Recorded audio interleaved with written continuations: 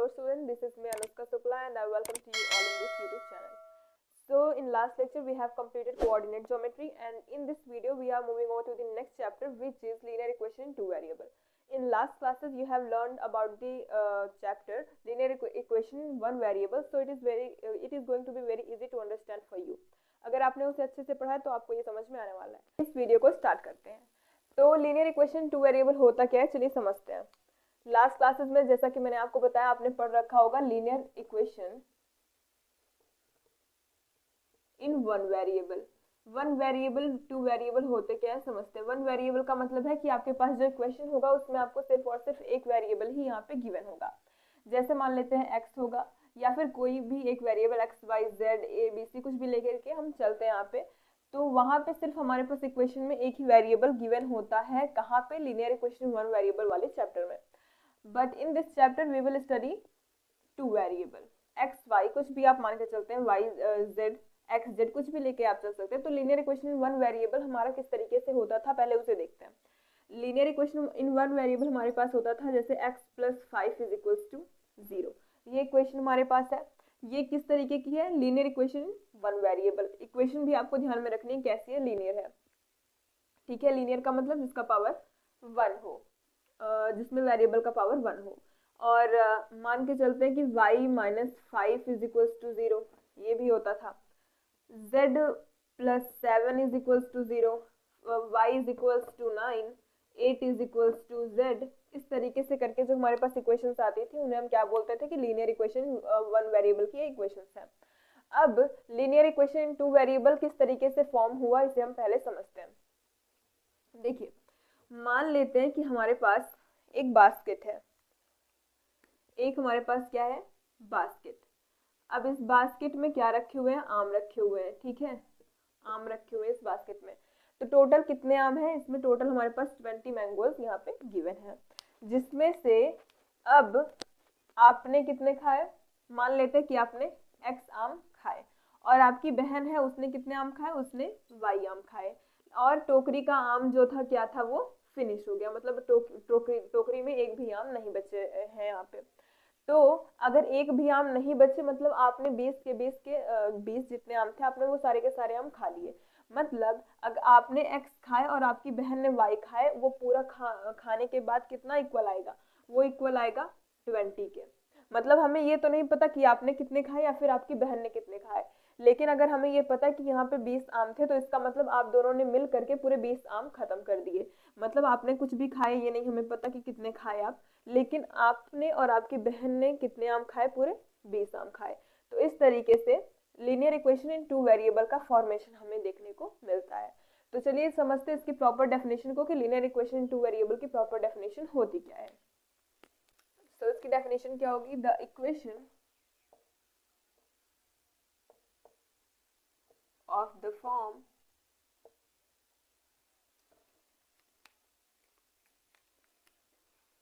ax plus by plus c is equals to 0, a, b, c are real number and a and b both are not 0.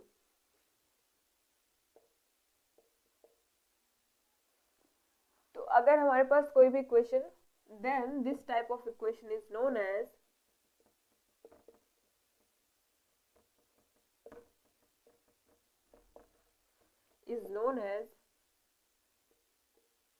Linear equation in two variable.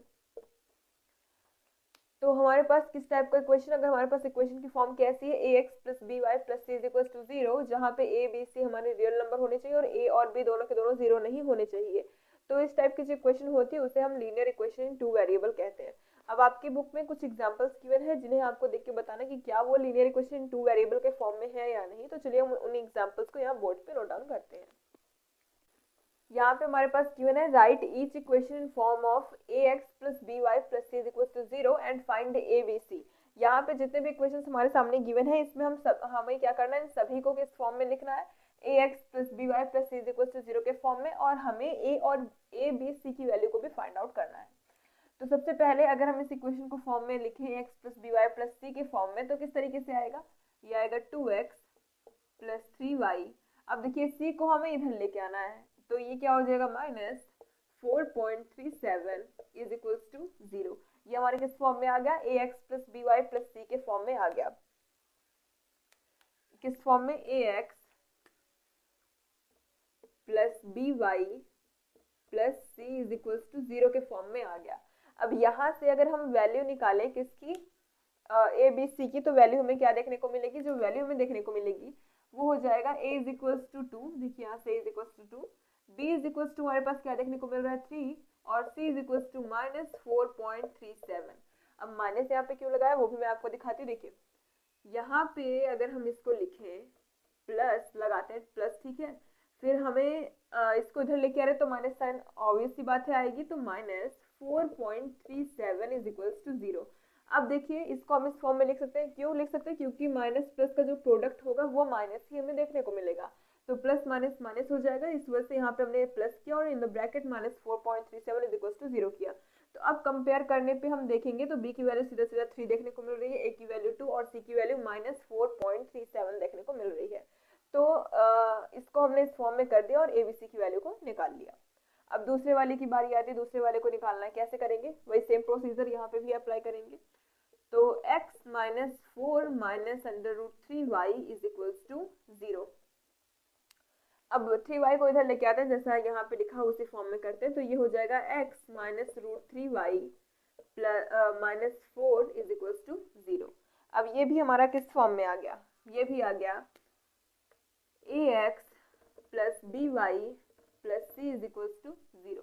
देखिए अगर negative sign आपको दिखती है तो आपको negative sign को साथ में लेके चलना है, ऐसा नहीं है कि आपको सिर्फ रूट 3 लेके चलना है, नेगेटिव साइन को भी साथ में लेके चलना है, क्योंकि यहाँ पे प्लस गिवन होता है।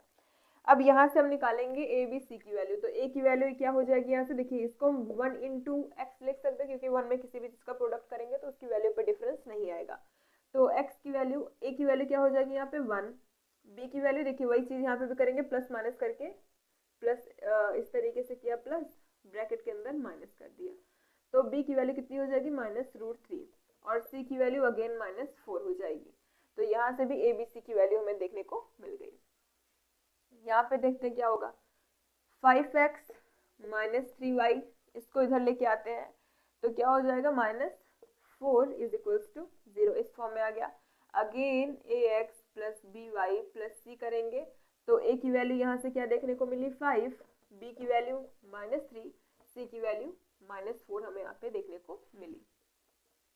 अब या इस वाले को देखते हैं, इसमें क्या है 2x, y को इधर लेके आए तो minus y is equals to 0। अब क्या ये ax plus B Y plus C के फॉर्म में है, बिल्कुल है, कैसे है चलिए देखते हैं। देखिए अगर हमारे पास इक्वेशन गिवन है ax is equals to B Y, तो ये हमारा ax plus B Y plus C के फॉर्म में होगा, कैसे, देखिए ax लिखा हमने, by को इधर लेके आए माइनस by, अब c की जगह पे हम 0 लिख सकते हैं, इज इक्वल्स टू 0 कर सकते हैं। अब यहाँ से देखने पे ये हमें ax plus by plus c के फॉर्म में दिख रहा है, जहाँ पे c की वैल्यू क्या होती है, हमारी 0 होती है, और 0 हमारा रियल नंबर आता है। तो यहाँ से क्या हो जाएगा, ये इस फॉर्म में हम इसको लिख सकते हैं। तो अब इसे भी उसी फॉर्म में लिख सकते हैं, क्या लिखेंगे, 2x minus y plus 0 is equals to 0। तो यहाँ से a की वैल्यू कितनी हो जाएगी 2, b की वैल्यू यहाँ पे देखिए माइनस 1 होगा, 1 का मल्टीप्लाई हम हमेशा यहाँ पे रखेंगे, तो माइनस 1, c की वैल्यू 0। तो इतना फॉर्म हो गया हमारा किसका, इस वाले का, तो आप इसको नोट डाउन करिए। अब हमारे पास अगर इस टाइप का क्वेश्चन आ जाता है, किस टाइप का, ax plus b is equals to 0, तो अब आपको लग रहा होगा कि ये इक्वेशन इन 2 वेरिएबल का फॉर्म नहीं है, लेकिन यहाँ पे आपको क्या देखने को मिलेगा कि ये है, इसका फॉर्म है, लीनियर इक्वेशन इन 2 वेरिएबल का फॉर्म है। कैसे देखते हैं, इसे हम एक एग्जांपल समझते हैं, ये एक एग्जांपल होता है, किसका एग्जांपल होता है, लीनियर इक्वेशन इन 2 वेरिएबल का एक एग्जांपल होता है ये। अगर हम चाहें तो ax plus B Y plus C को, या फिर यहाँ पे c लिख देते हैं सीधा, आपको समझने में ज्यादा प्रॉब्लम नहीं आएगी। तो यहाँ पे अगर हम लिखे ax लिखा हमने plus b into y plus C is equal to 0, ये हमारा स्टैंडर्ड फॉर्म होता है। इसको हम अगर इस फॉर्म में लिखे तो ax plus B y y की जगह पे 0 कर देते हैं, फिर प्लस सी b की जगह पे 0 कर देते हैं और plus C is equals to 0। तो यहाँ पे ये जो है हमारा उसी फॉर्म का बन रहा है। इसे हम इस तरीके से भी लिख सकते हैं ax plus C is equals to 0, लेकिन यहाँ पे 0 इंटू वाई किया, मतलब y का कोफिशिएंट, तो y वेरिएबल हमारे पास था लेकिन इसका कोफिशिएंट 0 था, तो इसने इस पूरे को 0 बना दिया, लेकिन हम इसको इस फॉर्म में लिख सकते हैं। तो अभी जो आगे हम क्वेश्चन देखने वाले हैं वो इसी पे बेस्ड है। अगर आपके पास ax प्लस सी इस टाइप का क्वेश्चन आता है तो आपको बोलना है yes it is a form of linear equation. तो चलिए देखते हैं आगे के एग्जाम्पल्स को। यहाँ पे हमारे पास क्वेश्चंस गिवन है और हमसे पूछा गया कि क्या हम इन्हें लीनियर इक्वेशन टू वेरिएबल के फॉर्म में लिख सकते हैं या नहीं। तो चलिए लिख के मैं आपको दिखाती हूँ। तो जैसा मैंने अभी आपको बताया था सेम उसी तरीके से इसे करना है। x इज इक्वल्स टू -5 है, x इज इक्वल्स टू -5 को हम किस तरीके से लिख सकते हैं, x -5 है तो इधर लेके आएंगे तो +5 इज इक्वल्स टू 0 हो गया। और अभी मैंने आपको बताया था ax प्लस सी को हम लिख सकते हैं लीनियर इक्वेशन टू वेरिएबल का फॉर्म में। It is example of linear equation in two variable. तो यहाँ पे हम इसको क्या लिख सकते हैं, x प्लस ये हो जाएगा 0 into y plus 5 is equals to 0। यहाँ से a की वैल्यू हमें क्या देखने को मिल रही है 1, b की वैल्यू 0 और 5 क्या है हमारे पास c की वैल्यू है। और ये इस फॉर्म में आ चुका है ax plus B Y plus c is equals to 0 के फॉर्म में आ चुका है, तो हमने इसको लिख दिया। दूसरे वाले को देखते हैं। दूसरे वाले में y इज इक्वल्स टू -2 है, इसे भी हमें लिखना है किस फॉर्म में, इसे भी हमें लिखना है लीनियर इक्वेशन टू वेरिएबल के स्टैंडर्ड फॉर्मेट में लिखना है। तो इसे हम क्या लिखेंगे, y 2 इधर गया तो -2 इज इक्वल्स टू 0, इक्वल के अगर इधर लेके आएंगे तो उसके साइन में चेंज होगा। तो यहाँ से अगर हम लिखें तो 0 इंटू एक्स लिख सकते हैं, क्योंकि x यहाँ पे है नहीं, तो जो चीज नहीं रहेगा उसी के साथ में आपको 0 लगाना, क्योंकि 0 उसे उस वेरिएबल को भी 0 बना देगा। तो plus y -2 is equal to 0। अब ये भी हमारे पास स्टैंडर्ड फॉर्म में आ चुका है। अब तीसरा देखते हैं 2x इज इक्वल टू 3। इसे कैसे लिखेंगे, 2x - 3 इज इक्वल टू 0।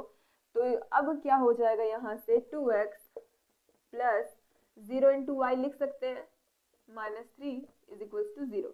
ये भी हमारे पास लीनियर इक्वेशन टू वेरिएबल के स्टैंडर्ड फॉर्म में आ चुका है। अभी देखिए 5y इज इक्वल टू 2 कैसे करेंगे, 5y -2 इज इक्वल टू 0। 2 को इधर आपको लेके आना। देखिए अगर आप लीनियर इक्वेशन के स्टैंडर्ड फॉर्म में बना रहे हैं तो आपको इक्वल के साइड में 0 रखना है और इक्वल के साइड में जो भी चीज होगा उसे हम दूसरे साइड में लेके आएंगे। तो 5y -2 इज इक्वल टू 0 किया। अब यहाँ से हम क्या करेंगे, 0 into x plus 5y -2 is equal to 0 करेंगे। ये आ गया ax plus B Y plus C is equal to 0 के फॉर्म में आ गया। तो आप इन सबको भी नोट डाउन करिए।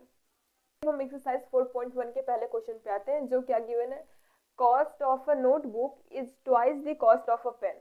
जो नोटबुक का कॉस्ट है वो किसके ट्वाइस के है, वो कॉस्ट ऑफ पेन के ट्वाइस पे है। Write a linear equation two variable to represent this statement. इस स्टेटमेंट को रिप्रेजेंट करने के लिए चलिए हम लिखते हैं क्या, लीनियर इक्वेशन टू वेरिएबल को यहाँ पे दिखाते हैं।